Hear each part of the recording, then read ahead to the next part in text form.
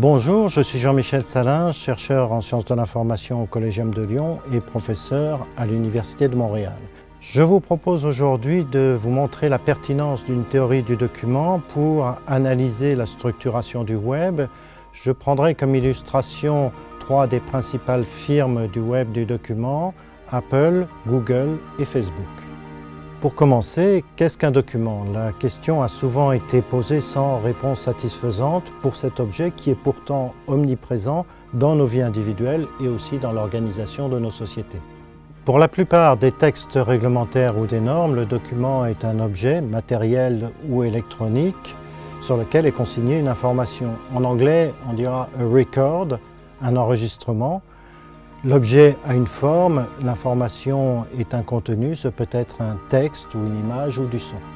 Pourtant, un document ne se réduit pas à ces deux dimensions, la forme et le contenu, sinon tout écrit ou tout objet porteur d'information serait un document. Un document doit donc avoir un statut, une fonction. Au cours des siècles, cette fonction s'est affinée. Les deux principales fonctions du document sont transmettre et prouver.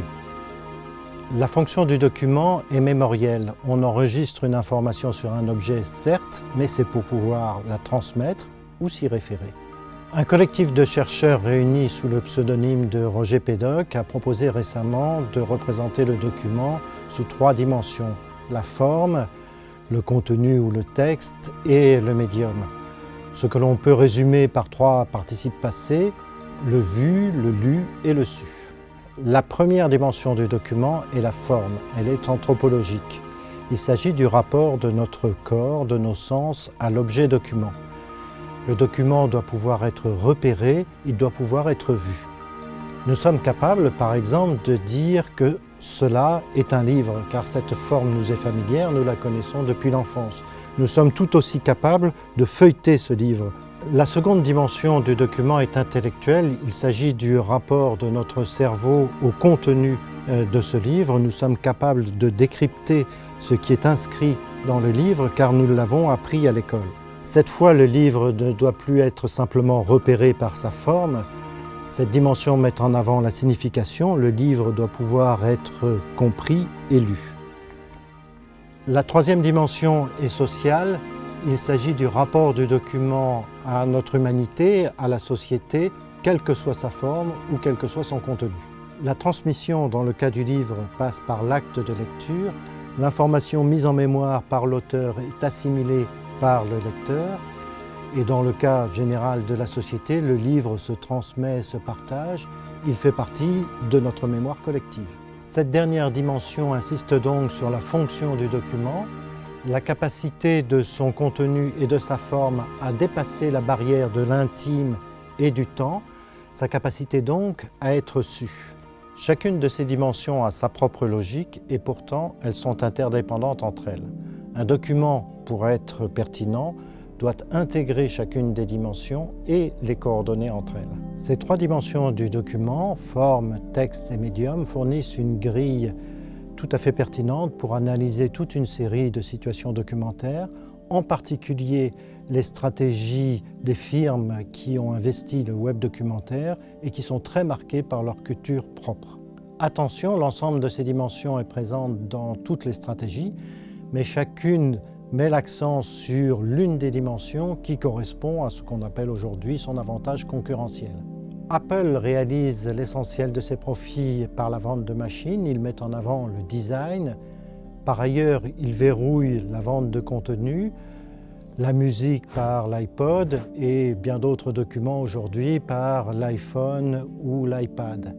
Mais pour lui, ce marché du contenu reste secondaire. L'accent est mis sur la conception des machines. Il privilégie donc la dimension anthropologique, celle de la forme. Par parenté, il adapte au numérique le modèle de l'édition qui vend des objets et protège le contenu par la propriété intellectuelle. Google, pour sa part, a bâti sa fortune sur la deuxième dimension du document, la dimension intellectuelle, celle du contenu, son savoir-faire et l'ingénierie linguistique qu'il a mis au service de la recherche des documents.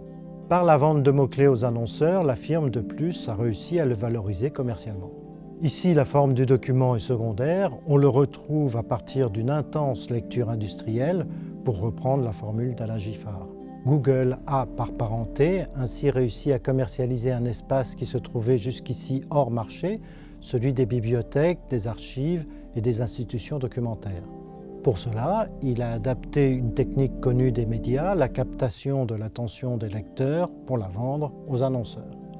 Enfin, d'autres firmes privilégient la troisième dimension du document, le médium. Facebook est la plus connue. Son savoir-faire est de relier les internautes par un graphe social, dispositif qui permet la transmission et la recommandation documentaire. Mais pour se rentabiliser, la logique alors s'inverse. Les documents ne sont plus que des vecteurs qui relient entre eux les humains.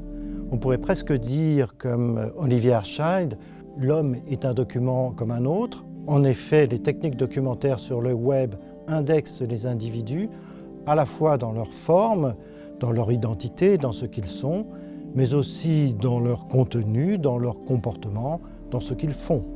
L'objectif est d'utiliser ce savoir comme un outil marketing pour personnaliser les offres commerciales.